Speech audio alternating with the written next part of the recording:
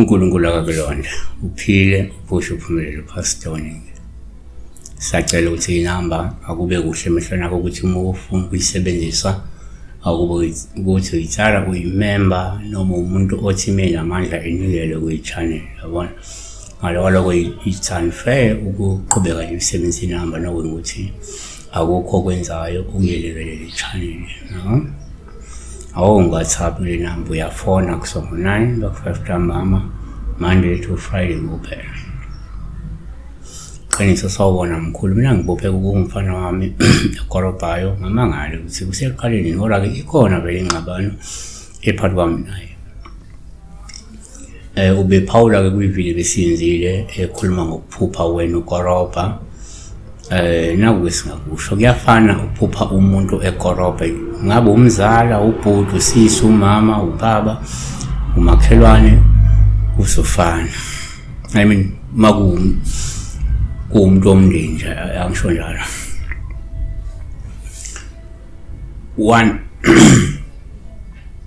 ungibize ngomkhulu kaze ngupastor nini. Okay, number 1 kwenzeka kumphupha umuntu kuthalwe ngoPaul uhluma ekorobha endle.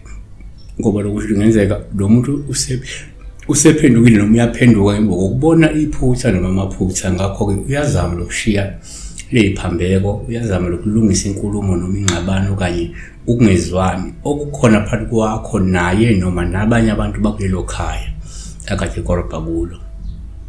NgokaMathewu 18:15 kepha ke uma umfowenu ekona hamba umsole ninodwa naye uma ekuzwa woba umzuzile umfowenu. Kanti ke ngoba seRoma 12:18 uma kungenzeka ngokwenu hlalisanani ngokuthula nabantu bonke so ngenzeka nayazama yabona.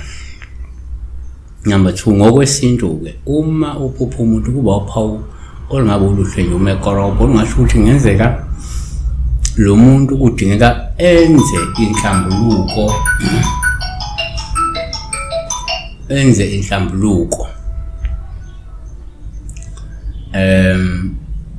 ezoba phakathi kwabasaphila nabangasekho ukuze ninqande umkhokha wokuxabana nokungezwani emndeni ngoba abanye abantu uthola kulento yokuthi bebe nokuxabana lakhaya isuke emuva kokhokho isuke emuva kokhokho noma kubantu abangasekho so bese la nihambe nibana lokuxabana nibana lokuphamana lento umsuka wakhona ulapha emuva so kufuna niqale nilungise inhlambuluko ukuze kuqazuleke naloko kwenu ngoba nina noma ningahlala phansi as long as kungukuthi ayisukanga lapha emuva ngiyayisusa emnyombeni wayo nizokhuluma nina namuhla phinde ingxabano iqhubeke phambili yabona.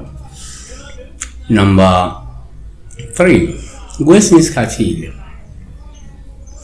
omunye ngathi hayi kufuna ni break le generational curse phela yo khokho benabanga beqabele bese kuze nani nikwazi ukuxhumana kahle nihambe kahle yabona.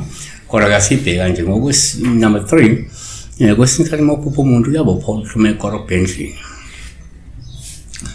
kuloko kungasengasho lo muntu lo ukhonjiswa kunezichitho noma izigadla ezimbi noma nje imimoya emibi edinga ukukhishwa nokuqoshwa kulomuzi edala inkinga nezingxabano lomndeni ngoba kwesinye isikhathi ngizothola ukuthi lokungazwani kwenu akuzi ngenxa yokuthi nje lo muntu noma ningabantu bangamahlongandlebe noma kunokhondolo lwabantu abashona beqabele kodwa lento iza ngenxa yemimoya emibi ekuyiyona efike idunge lomuzi engamadungamuzi ifakwe lemithi idunge lomuzi wenu nihlezi ngicabana nje sekulo msefuna niqale nikhulekele ukusuka kwale mimoya emibi noma niye kubelaphi bekhiphe le mimoya emibi kulelo khaya le kuyona ihamba lento le yokuthi kungabe nokuzwa. Siyabonga.